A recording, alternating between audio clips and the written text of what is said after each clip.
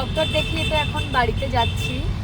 আর আমাকে আজকে থেকে মানে এতদিন তো 3 লিটার জল বলেছিল, আমি 3 লিটার খাচ্ছিলাম মিথ্যা কথা বলো না, ডাবের জল টল মিলিয়ে হয়ে যাচ্ছিল।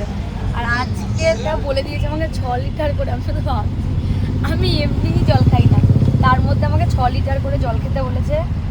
কারণ হচ্ছে যে বেবির জলটা মানে বেবি জলটা একটু কম কম আছে তাই জন্য। আর আজকে থেকে পুরো বেড রেস্ট, মানে বলেছে যে একদমই বেড রেস্ট, না সিঁড়িতে ওঠা না গাড়ি চলা, মানে একদমই বেড রেস্ট। খাবো, স্নান করবো আর ঘুমাবো, তাও আবার বাতাত হয়ে সারাক্ষণ। মানে মানে একটা ওষুধ দিয়েছে, 2টো ওষুধ, যাতে জলটা আবার ঠিকঠাক হয়।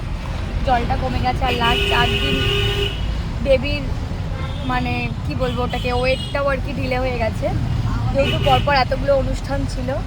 অনুষ্ঠানের জন্যই খাওয়া দাওয়া যেহেতু আমার ঠিকঠাক করে হয়নি, তার জন্যই এগুলো হয়েছে। কারণ পরপর 2টো অনুষ্ঠান ছিল, ওই 2টো অনুষ্ঠানে সিঁড়িতে ওঠা নামা করে ডাক্তার বলে দিয়েছে একদম মানে সিঁড়িতে ওঠা নামা করাই যাবে না, মানে পুরো আর পা দেওয়াই যাবে না। আর আমাদের বাড়ির অনুষ্ঠানটা মানে শ্বশুরবাড়ির অনুষ্ঠানটা যেহেতু স্বাদের অনুষ্ঠানটা ওপরে হয়েছিল, আর এতবার ওপর নিচ করা হয়েছে, তো সেই ঘাটতিতে এখন আমাকে বলেছে পুরো রেস্ট। তো আজকে থেকে পুরো রেস্ট, কোথাও আর যাওয়া নেই 2 মাস। এমনিও আমি যেতাম না কোথাও, এই স্বাদের অনুষ্ঠান নিয়েই হয়েছিল।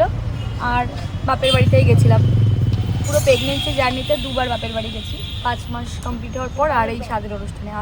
আর এখন তো এমনিও যাওয়া হবে না ডেলিভারির মধ্যে, ডাক্তার তো আগেই বারণ করে দিয়েছে বলেই আমার 9 মাসের 7 মাসে করা হলো বাপের বাড়িতে। তো চলো দেখা যাক।